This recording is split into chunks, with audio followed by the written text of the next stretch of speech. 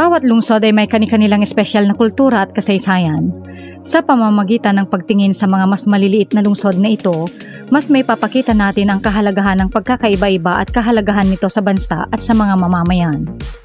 Sa videong ito, ituklasin natin ang pinakamaliit na mga lungsod sa Pilipinas batay sa populasyon. Pero bago yan ay huwag kakalimutang mag-like at mag-subscribe sa ating channel para laging updated ka sa ganitong klaseng video.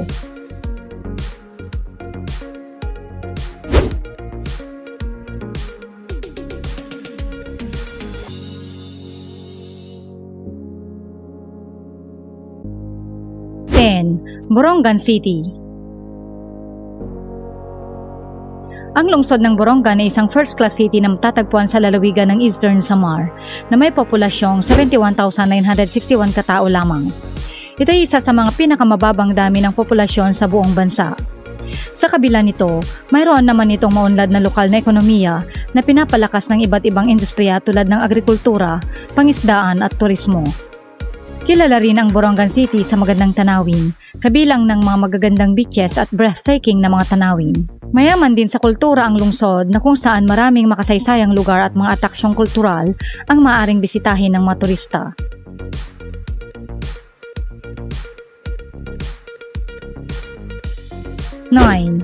Tangub City. Ang Tangub City ay isang fourth-class na lungsod na matatagpuan sa lalawigan ng Misamis Occidental na may populasyong 68,389 katao. Ito ang lokasyon ng kasalukuyang ginagawang Pangil Bay Bridge na may habang 3.77 kilometro at magkokonekta sa Tangub at Tubod, Lanao del Norte. Sa kabila ng maliit na populasyon, nag-aalok ang Tangub City ng iba't ibang aktibidad at atraksyon para sa mga bisita upang masiyahan tulad ng Hoyohoy Highlands Stone Chapel Adventure Park, mga makasaysayang landmark at masasarap na lokal na pagkain. 8. La Carlota City.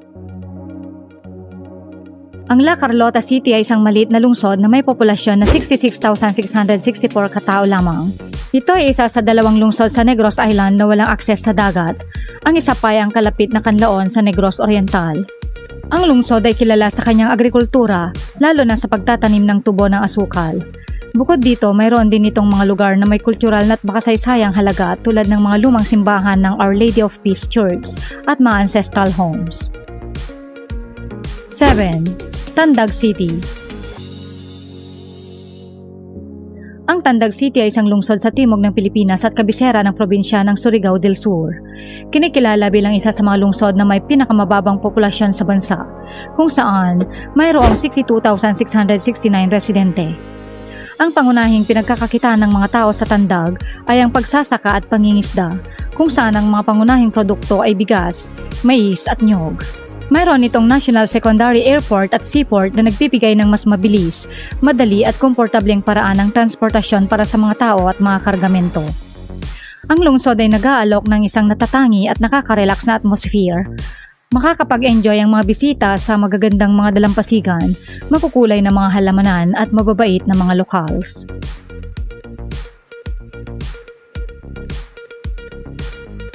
6. Candon City. Ang Candon City ay isang maliit na lungsod na mayroong mababang populasyon na 61,432 lamang. Kilala ito bilang Tobacco Capital of the Philippines dahil sa malawakang produksyon ng Virginia-type tobacco. Ang Candon ay sentro ng ikalawang distrito ng Ilocos Sur at naroon din ang mga tanggapan ng pamahalang distrito ng lungsod. Ito ay sikat ding lugar na puntahan para sa bakasyon. Ito ang may hawak ng record ng may pinakamalaking kalamay sa buong mundo na gawa sa malagkit na bigas, gata ng nyog at asukal. Ayon sa mga kwento, ang pangalan ng bayan ay nagmula sa punong kandong na ngayon ay hindi na matatagpuan sa lugar. 5. Canlaon City. Ang lungsod ng Canlaon ay isang fourth-class na lungsod sa lalawigan ng Negros Oriental sa Pilipinas at may populasyong 58,822 lamang. Pinagmamalaki nito ang kakaibang kombinasyon ng mga atraksyon sa kalikasan at mga makasaysayang lugar na nagbibigay ng nakakaakit na destinasyon para sa mga turista at manlalakbay na naghahanap ng mas tahimik at nakaka-relax na lugar. Ilan sa mga sikat na attraction sa Canlaon City ay ang magandang Mount Canlaon, isang aktibong bulkan na sikat sa mga mangangakyat at mga adventurer mula sa iba't ibang bahagi ng mundo. At ang Padudusan Falls na nag-aalok sa pagkakataon na lumangoy at ma-appreciate ang ganda ng kalikasan. 4. El Salvador. Ang El Salvador City na matatagpuan sa hilagang bahagi ng Pilipinas sa lalawigan ng Misamis Oriental ay may maliit na populasyon na may kabuoang 58,771 katao lamang, kung kaya't ito ay isa sa mga pinakamaliit na lungsod sa bansa. Sa lugar na ito ay matatagpuan ang iba't ibang mga kumpanya, planta at pabrika tulad ng Asia Brewery, Tanduay Rum at Universal Robina Corporation, kasamang iba pang mga kumpanya. 3. Batak City. Ang Batak City ay isang syudad na matatagpuan sa lalawigan ng Ilocos Norte na mayroong maliit na populasyon sa bilang na 55,484 residente lamang. Bagamat mababa ang dami ng mga naninirahan dito, mayroon namang mayamang kultura at iba't ibang atraksyon para sa mga turista at lokal na mamamayan. Maaaring maglibot ang mga bisita sa mga makasaysayang lugar tulad ng Marcos Museum o kaya mag-enjoy sa ganda ng kalikasan sa Cabacan Falls. 2. Vigan City. Ang Vigan City na matatagpuan sa hilagang bahagi ng Pilipinas ay kilala sa kanyang maayos na prineserbang arkitektura ng panahon ng Espanyol at kultura. Sa kabila ng kanyang makasaysayang kahalagahan, mayroon lamang maliit na populasyon ang Vigan na umaabot sa 53,935 katao lamang. Kaya ito ay pangalawa sa pinakamaliit na lungsod sa bansa sa aspeto ng populasyon.